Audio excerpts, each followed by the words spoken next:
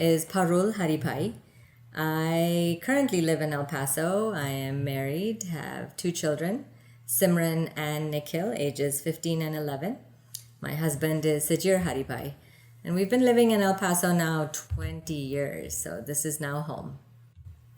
I was born in upstate New York, in Rochester, New York, and when I was 5, we emigrated to India, 200 miles north of Mumbai. My dad, Manilal, is a retired engineer. My mother, Bhanu, is a homemaker, and had a great childhood growing up in India. However, food was never my thing. I was a very picky eater as a child. Didn't eat most things, didn't like most things. So just ate because I had to and would move on. Never had any favorite childhood dishes or anything like that. My mother did not and still does not like to cook very much. So she would just make something that was necessary for the day and we had to eat it. However, my maternal aunts, one of them in particular, Hansa, and then a couple of my mother's brothers are fantastic cooks. To this day, my 65-year-old uncle, Kushal, still cooks to this day. Almost every day he's in the kitchen and concocting new things. And so when growing up, when we would go to their house, it was a treat. Then I would probably eat a little bit more. I am a physical therapist by trade. And somewhere along the line, I'm trying to remember when I started developing the love for cooking. Did not grow up learning how to cook. I did not know how to cook. In my early 20s, I moved out on my own for the first time after I graduated. And then I had to cook. And so I started experimenting, bought a cookbook, my first cookbook, and opened it up and started learning how to cook. At that time, Indian cuisine was still more of what I ate. And in order to cook it, I had to learn how to make it. And so I started from there. And then I had a roommate, and she and I would start cooking and experimenting and inviting our friends over. And I think that was it. From there on, I discovered my love of cooking. I sometimes wonder if there are genetic traits that come out in life, because some of my relatives really love to cook and I'm very much like them. And so from there on, there was no looking back. Right now, I love to cook. I cook every day, even though I work full-time. I'm a physical therapist, own my own business, but I cook pretty much every single day because cooking actually relaxes me. So when I come home, when I'm chopping vegetables, that's actually a therapeutic thing for me. And it makes me feel happy that I'm putting something healthy for the children on the table. I cook everything. My friends love to come over for my Indian cooking. Some famous dishes that are tikka masala, some Indian names, chana masala. I make potato and cauliflower curry, okra, a lot of dals. Indian cuisine is very rich in dals.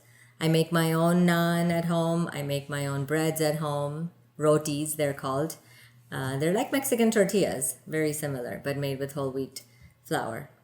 So yeah, those are some of the common names. There's a lot of Indian street food that I make, and there's a general word for it called chaat. And those are things that are just a combination of different vegetables with different sauces. And walking in India out on the streets, there are little stands and you can just order a little plate to go and just eat it right there, standing right there. And so I do make a lot of chaat, mostly as an appetizer if I'm going to have somebody over.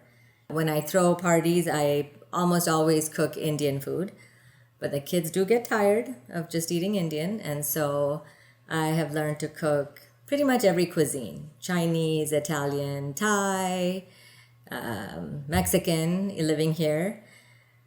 So I've learned, I did not know that there was such a thing as Mexican sauce. I thought it was a canned sauce made out of tomatoes when I was living in the Northeast.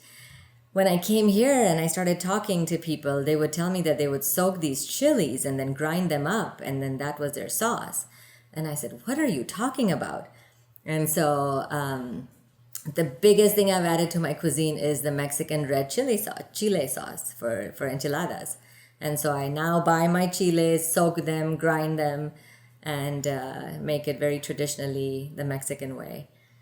That has been the biggest thing I've adopted into my cooking. Of course, jalapenos. Oh, salsas. I like to make my own salsas. And so I have taken all the local ingredients, like all the different kinds of chiles, jalapeno. I don't mess with habanero. It's a little too spicy for me. But I love pico de gallo. I love chile de árbol. Interestingly enough, a lot of spices that are used in Mexican cooking are also used in Indian cooking.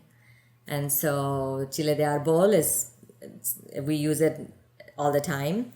Cumin, oregano is not very typically Indian, but I do use it. And all the spicy flavors. Cinnamon, very common as well in Indian cooking.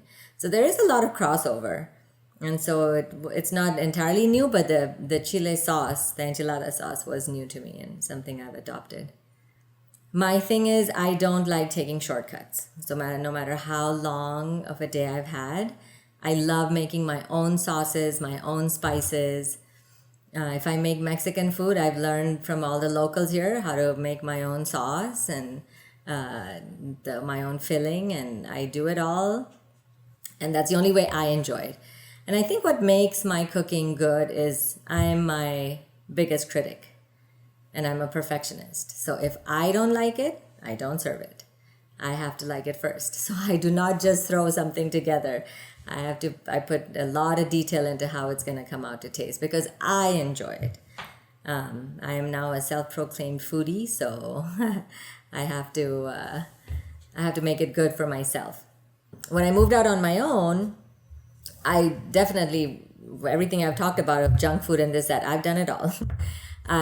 Being single and living alone, it's really hard to cook for yourself. And so I would go out and get fast food and do all that.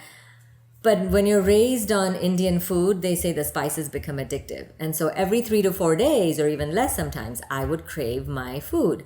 And that you cannot go out and buy anywhere, at least not it prepared. Indian food is very varied throughout the regions. Most restaurants in this country serve food that it comes from only one region of India. But the region where I grew up from, the food is slightly different. And again, if you travel to southern India, it's very different. So if I wanted that flavor, the only option I had was to learn to make it myself. And so that's how I started into the whole cooking thing, pretty much as a survival mechanism. If I wanted it, I had to learn how to make it. And so with a lot of experimentation and calling my aunt on the phone and learning through cookbooks. In those days, there was no internet. And so you had to buy a hard copy of a book. That's when then I started doing more and more cooking.